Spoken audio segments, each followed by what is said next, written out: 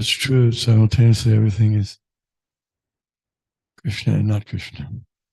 Because you can make a case either way.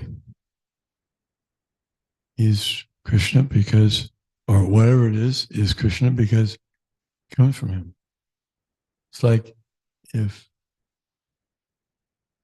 there's a big house and some of the rocks are from that house, you can say the rocks are from that. The rocks are the same as the house. It's a house part. But it's a part. Same thing, drop of water from the ocean. Chincha Beta Beta Tattva. That Krishna is simultaneously, inconceivably, one and different from everything. He is one because he knows everything. He pervades everything. He's conscious everywhere. He's all. So how can he not? If something is different, but he's experiencing it. He's the enjoyer of everything. So he enjoys everything. He feels everything. He's Rishikesh, he's controller of all the senses. So even if the living entities appear to be having their own experiences, they're using their senses and they're having sense uh, stimulation going on, seeing things and tasting things. But Krishna's also, because these senses are his senses. He's seeing what we see. And we taste what we taste, he tastes. It's only because he tastes that we can taste. So it's inconceivable. That's the point. So materially, it doesn't make sense. No one can. How can a person be everywhere, be everything, and at the same time be separate from everything, and still not be confused? Krishna's not confused about how he's everywhere and how he can know everything and be everything, know everyone's thinking, and still interact with them, and it still gives him pleasure. That's his inconceivable potency. And for example, Srimati Radharani is said to be the most exalted devotee. She knows how to please Krishna more than anyone. And so he even admits, Krishna admits, that she's so exalted that she pleases me 10 million more times than I could imagine I could be pleased. So that's the relationship. And he gives the relationship to the devotees because they're assisting Radharani. All the devotees, they're not just independent agents and they sign on independently. They're connected through the exalted devotee Srimati Radharani and her assistants. We also sing in the morning how the spiritual master is making arrangements, assisting the gopis in making arrangements for Krishna's pleasure. That's the activity that the followers of Lord Chaitanya Mahaprabhu, they want to attain that. That's what Lord Chaitanya is always thinking. She's in the mood of Radha Bhava, the mood of Radharani, and she wants to please Krishna. That's all her only desire. And Lord Chaitanya Mahaprabhu wants to taste the nectar that she's tasting by that service, by that mood. So he comes and takes that position of Radharani.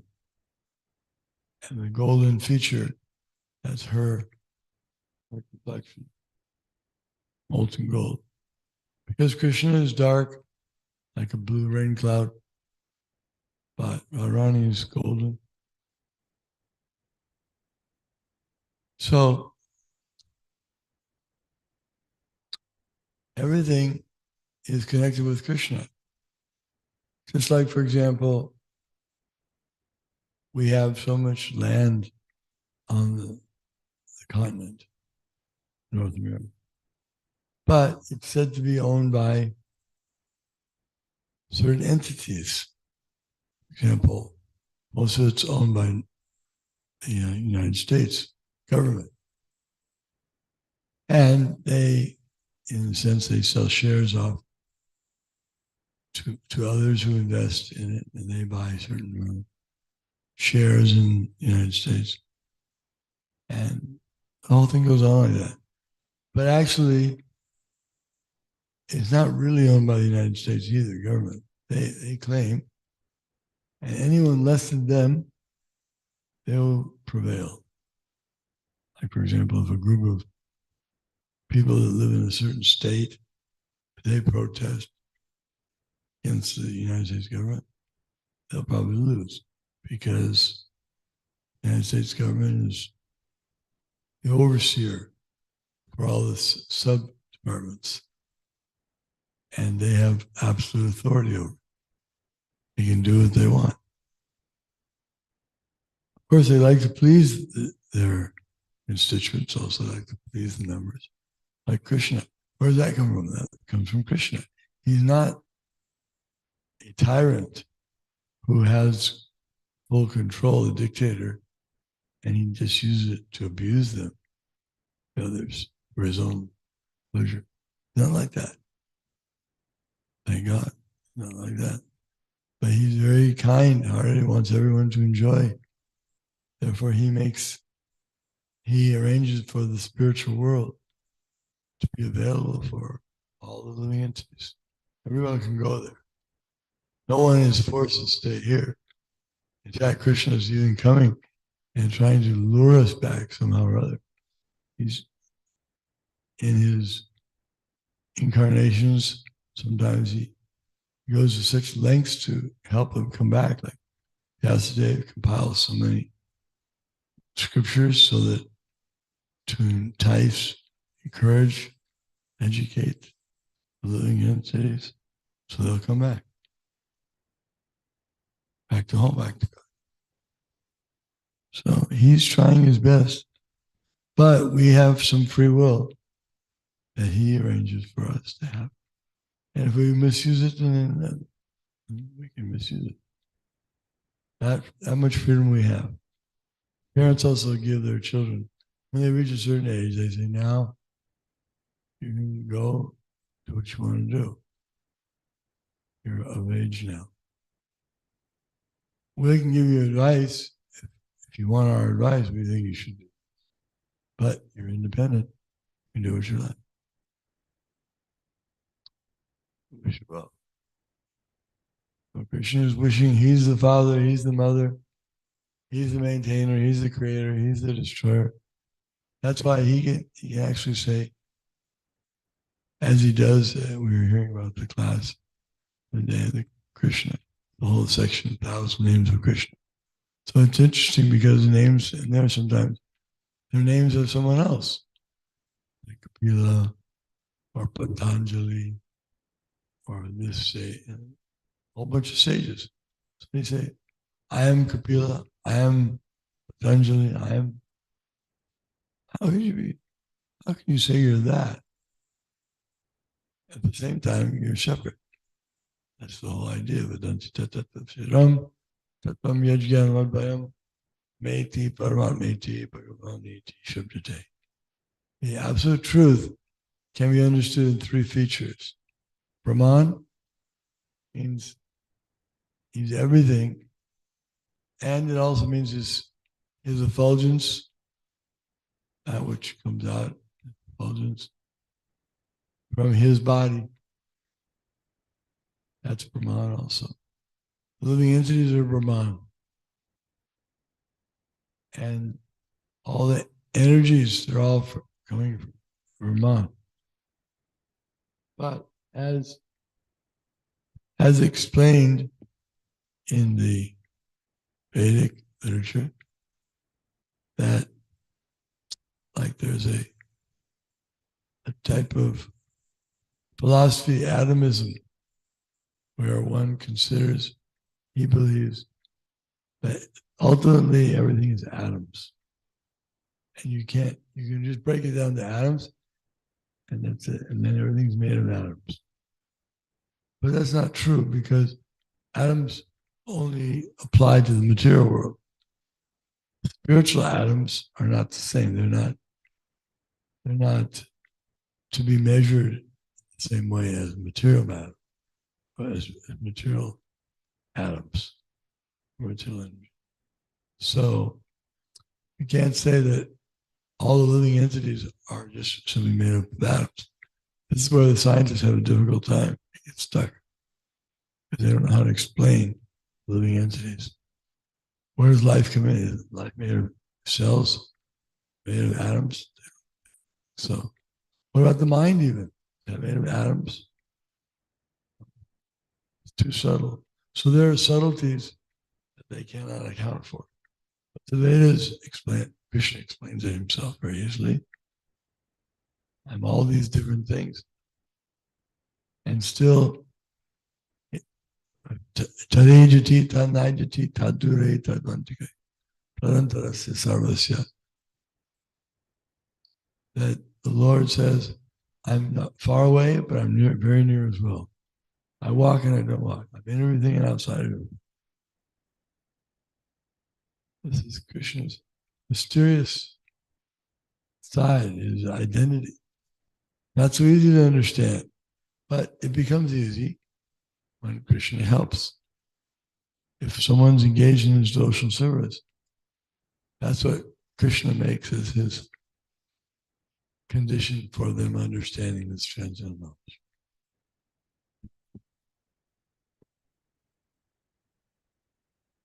Thank you, Maharaj. Krishna says, Mata parataram nanyat kinchirasti dhananjaya vai sarvam idam protam sutre maniganaiva. That there's no truth superior to him. Everything rests upon him like pearls just showing on this thread. So because Krishna, the absolute reality, is complete with all varieties of energies, everything's coming from him. Aham sarvasya prabhavo. Then because he's a person, we are also a person. Prabhu, could you turn this mic and off and then switch the camera?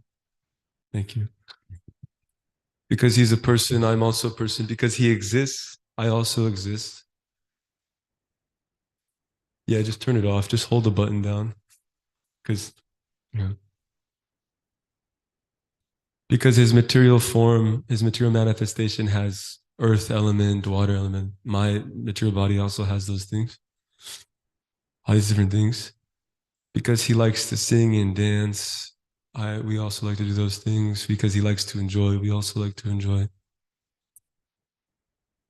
So we are his marginal energy to touch the Shakti. That we're equipped to serve Krishna in unlimited ways. And there are unlimited forms for that, and we can take according to our desire. And in the material world, most of those forms are for forgetting Krishna.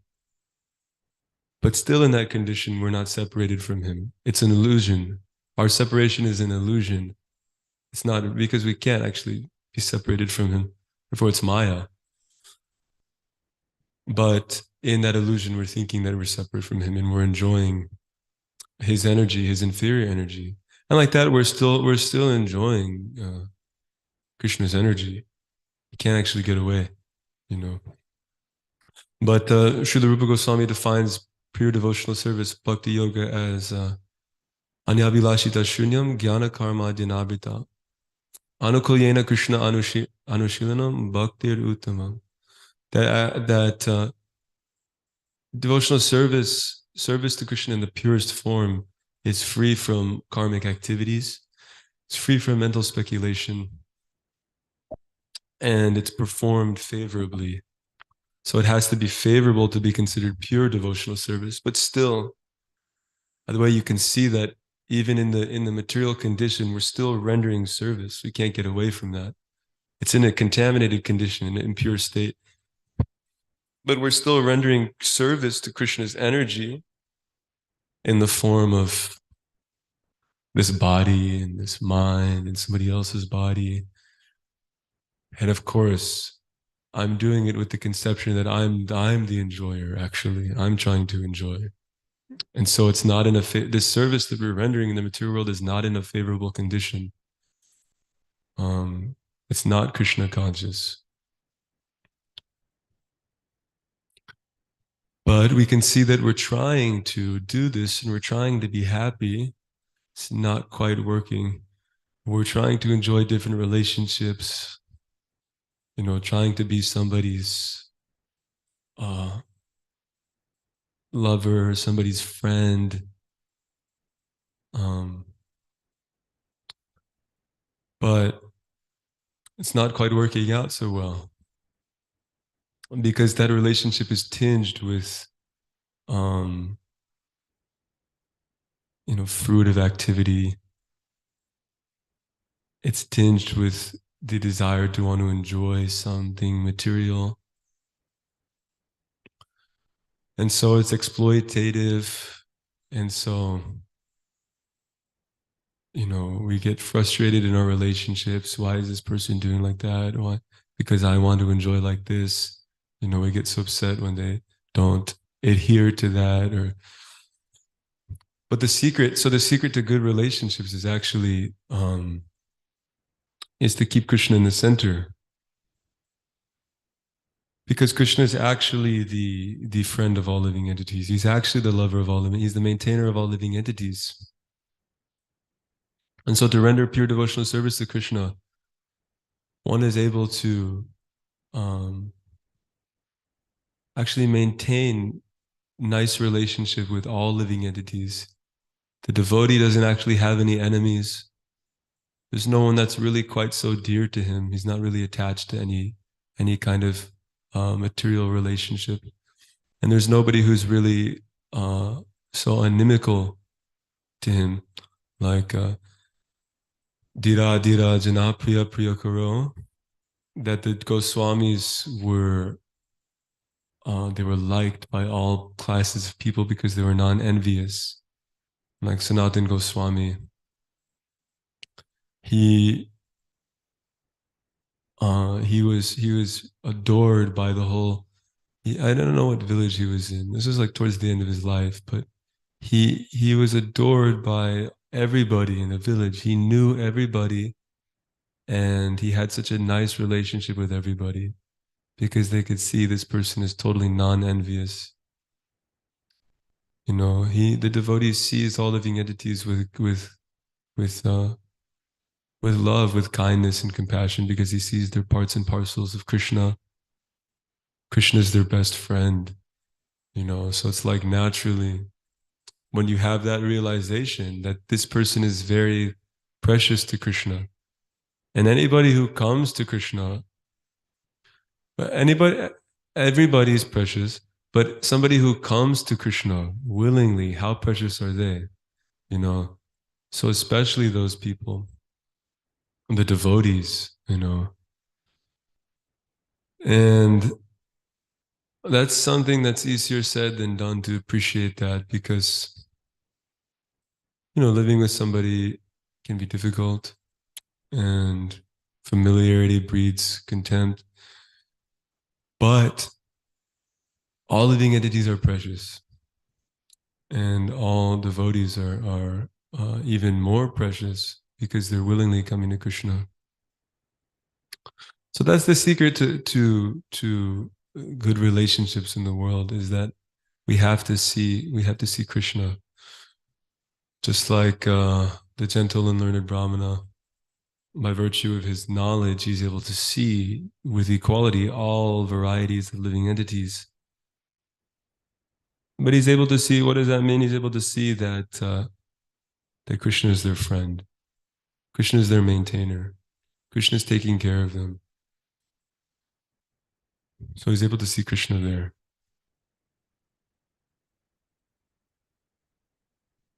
Krishna is the real father, Krishna is the real mother, Krishna is the real brother, the real friend, the real lover. So as long as I understand that and I respect that, and I act with that knowledge, that spiritual knowledge of who God is and his relationship with all other living entities, that spiritual knowledge, if I'm aware of that, then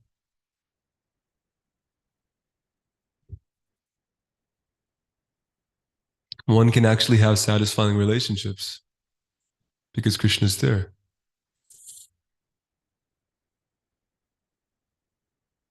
Okay, if anyone has any comments or questions, please feel free. If not, I guess I'll just try to read a little more. Okay, text 18. I am the goal, the sustainer, the master, the witness, the abode, the refuge, and the most dear friend. I am the creation and the annihilation, the basis of everything, the resting place, and the eternal seed. Gati means the destination where we want to go. Like that we sing in the morning. Shri Guru Charane Rati Ese Utama Gati. Well, Gati means destination. But the ultimate goal is Krishna, although people do not know it.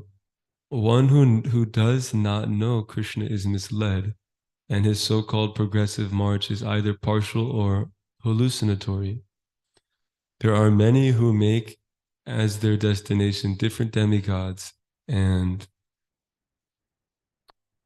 planets known as Chandraloka, Suryaloka, Indraloka, Maharloka, etc. But all such lokas or planets, being creations of Krishna, are simultaneously Krishna and not Krishna. Actually, such planets being the manifestations of Krishna, Krishna's energy, are also Krishna.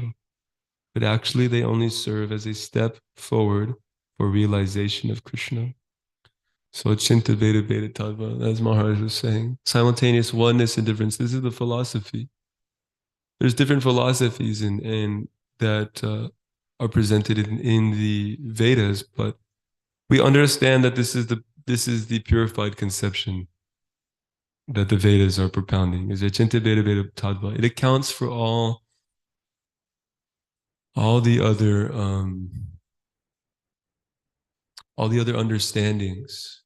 And in fact, when you understand the Chinta Veda Veda Tattva, then all the understandings, they're radical. They're too radical, like Advaita.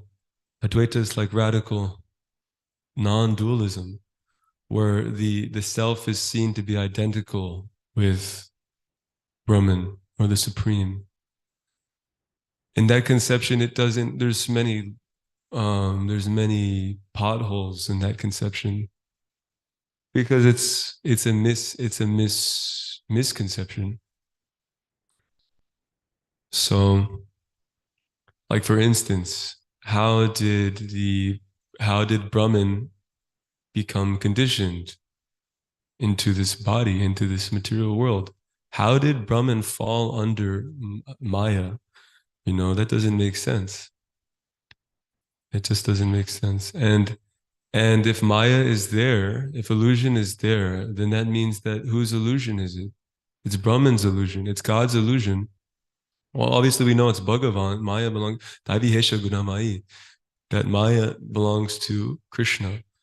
But in this Brahman conception, that Brahman is identical with the soul, but the soul is forgetful that he's God because he's in Maya, then, or that ignorance is there, then how did Brahman become ignorant? It just doesn't make sense, you know. And then you also have to consider, well then Maya is there, so then Brahman is not just Brahman. Brahman is also having energy, you know. And so that conception, there's many other points that the acharyas point out, and that's just I don't even know where. Anyways, but and then there's the dualistic conception that uh,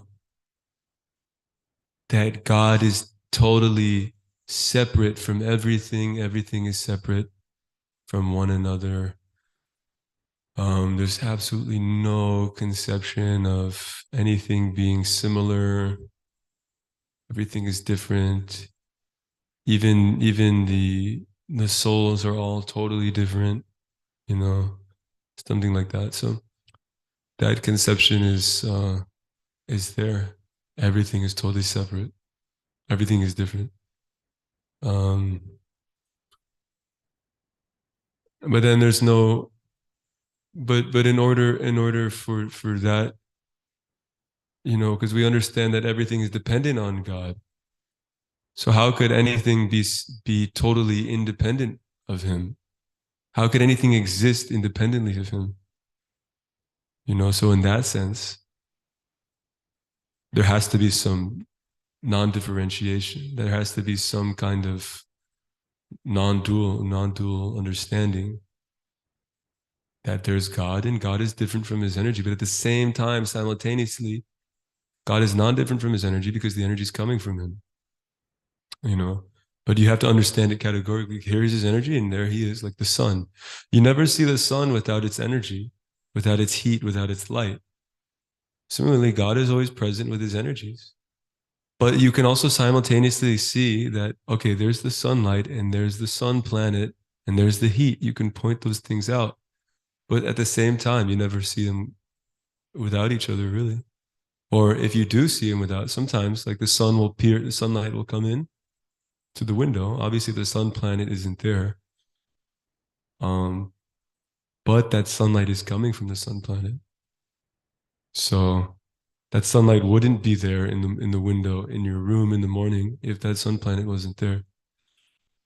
So it's coming from the sun planet. So that's a Chintabheda Tattva. It's the complete purified conception of the absolute truth.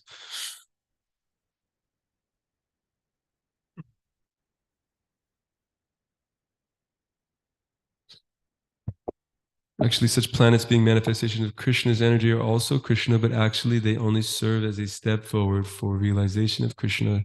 To approach the different energies of Krishna is to approach Krishna indirectly. One should directly approach Krishna, for that will save time and energy. For example, if there is there is a possibility of going to the top of a building by the help of an elevator, why would one go by the staircase, step by step? Everything is resting on Krishna's energy. Therefore, without Krishna's shelter, nothing can exist. Krishna is the supreme ruler because everything belongs to him and everything exists on his energy. Krishna, being situated in everyone's heart, is the supreme witness. The residences, countries, or planets on which we live are also Krishna. Krishna is either for protection or for annihilation of his distressed condition. Wait, sorry. Krishna is the ultimate goal of shelter, and as such, one should take shelter of Krishna, either for protection or for annihilation of his distressed condition. And whenever we have to take protection, we should know that our protection must be a living force. Thus, Krishna is the supreme living entity. Since Krishna is the source of our generation, or the supreme father, no one can be a better friend than Krishna, nor can anyone be a better well-wisher. Krishna is the original source of creation and the ultimate rest after annihilation. Krishna is therefore the eternal cause of all causes. So one who has that knowledge that Krishna is the cause of all causes,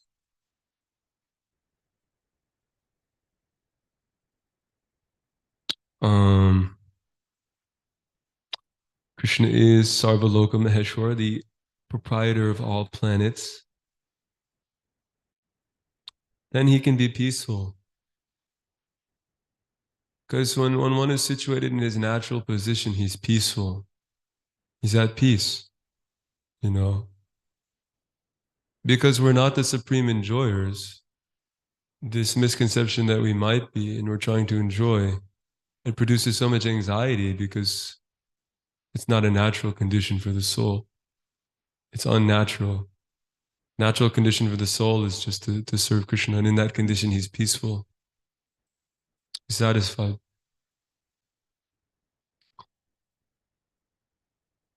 Because I am meant to be enjoyed by Krishna. And everybody's looking for purpose and meaning in their life, but that is the ultimate purpose. That is the ultimate meaning in life. That's the meaning of my life, is that I'm meant to be enjoyed by Krishna. I'm for Krishna's enjoyment. And when I'm participating in that actively with in Krishna consciousness, cooperating in that, then I get real enjoyment. Otherwise I don't get real enjoyment. I don't get any enjoyment because I can't enjoy on my own. It's not who I am. If we're trying to enjoy, we can see that, like, if you've ever been at, like, anything, any party, anything, it ultimately ends in frustration because you're trying to enjoy so hard that, like, oh, it has to be perfect. Or you go to a wedding or any kind of thing, you're like, oh, I gotta look a certain way. Okay, now we're gonna play a board game, but it's got to be like this, and it's got to do like this, and it wasn't what I wanted it to be, or whatever. I mean, anyways, now I remember going to some family functions, and okay, now we're gonna take a picture, and now we're gonna do this and do this, and it's like all these things are like, I guess they're supposed to be fun, but everybody's in such anxiety to enjoy, to make it fun, to have fun, to make it enjoyable, that it's like, it's horrible. Nobody's even having fun. And for this in the name of trying to enjoy, nobody's even enjoying.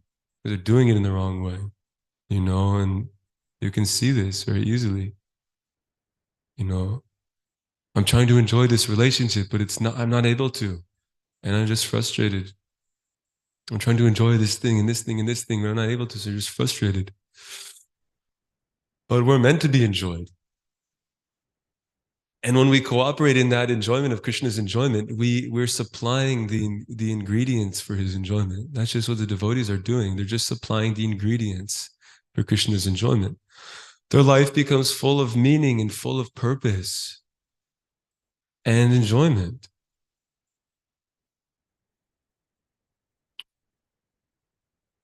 And then everything else has purpose too, and has meaning, real meaning. The flowers, the birds, the bees, the trees, the mountains, the sky, it all has meaning. All of it has a purpose. And it's not that we just, like, for the sake of enjoyment, we take all the natural elements and we create bombs and then ruin the world. Actually, you take the natural elements, the things that are there, and you supply them, you give them back to Krishna for his enjoyment. And we make the arrangements. So you have flowers, and then you take the flowers and you make a flower garland, and then you offer it to Krishna, you know. And that's the purpose of the world. We have so many things that we can do. And the devotees are so clever and expert at engaging everything that they have in Krishna's service. And that's called yukta vairagya. There's artificial renunciation, which means I have something and I give it up. Or in one sense, I have a desire to enjoy something and I try to give that thing up. But then in my mind, I'm just thinking about enjoying that thing. And so eventually, obviously, we fall back into that. But this process, we have something. I have this tendency. I have this desire. Okay, great, dovetail it in Krishna's service, and it becomes purified, and it becomes real. And your desire is actually fulfilled in a way which is satisfying and doesn't lead to more endless passion, desire-fueled activities that cause further bondage, further body development into the material world and stuff like that. But I have this thing and I want this thing. So let me engage in Krishna service. And that's actually the real purpose of that thing anyway. So this is good. We engage things in Krishna service. We like to have things. We want more things. And that's good as long as we use it for Krishna service. You know? We can get nice flowers, more better flowers, think about all these different things. We can get a nice car for the temple, a bigger car for more book distribution. We can get more houses for the devotees, nicer facilities for the devotees, nicer facilities for the deities. And that's the spiritual life. That's spiritual life. It's all centered around Krishna's enjoyment. We're just trying to cooperate in his enjoyment by supplying the ingredients. So these tendencies become purified. The phone, I have this phone. Well, just engage in Krishna service. Make it a devotee. We make everything a devotee. We first become a devotee, you know, and then we can make everything a devotee. Other uh, other living entities in the material world, they can be engaged in Krishna service, and they become happy. That's the mercy of the pure devotees and the spiritual masters. He knows that. So he very nicely and kindly and gently and compassionately engages the other living entities in Krishna's service. Basically, put down those rocks that you're holding, and you know, come join the Sankirtan movement. Dance, chant, put down, um, lay down your load, this burden of working in the material world for fruitive results, and becoming entangled and all these different things. So the devotees are very kindly and expertly engaging living entities in Krishna's service, and they're becoming happy. And we can do that with other things as well. All of Krishna's energy, you know. And like that, the bliss increases unlimitedly. The bliss increases unlimitedly, and that's the spiritual life. It's beyond mundane liberation. It's beyond all these other things. Material desires, devotional service is supremely satisfying, and it's beyond any other process. Because it takes one, like Prabhupada's saying here, the elevator, it takes one directly to the topmost goal, which is Krishna. Yes, there's a question.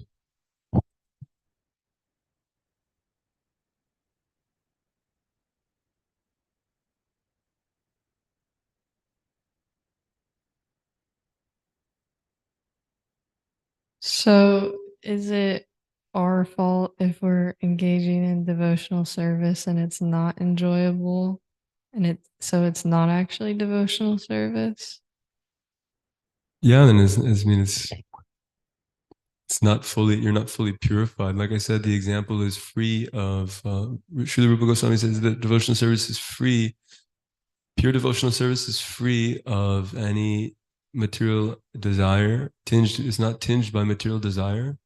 It's not tinged by any speculation, mental speculation, and it's done in a favorable towards Krishna.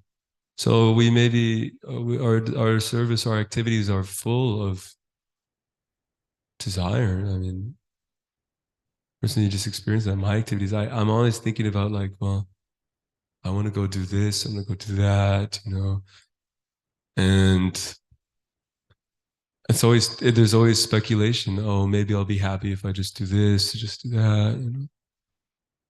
And then it's not done in a favorable mood. We don't really know, um, like, whatever. We have so many speculations about God. God is like this, God is like that, something like this. So, but yeah, then it's not pure devotional service, because pure devotional service is immediately relieves one of all material distresses. The pleasure of pure devotional service is transcendently more blissful than anything else. So that's how you know it's pure devotional service. But What you're describing is not. What if it like feels like that every time you're doing service, you're just at a perpetual neutral state? There's nothing wrong with that. I mean, as long as you're engaged uh, in, there's nothing inherently wrong with that. Sometimes I fear I'm like doing service so mundanely.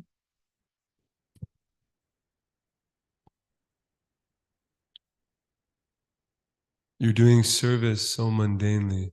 What do you mean?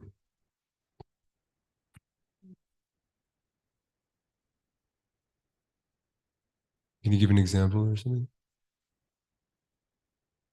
I guess in my experience with garlands, it's like it's kind of maybe turned into a chore or something over time. Yeah, I mean, that's due to our offenses.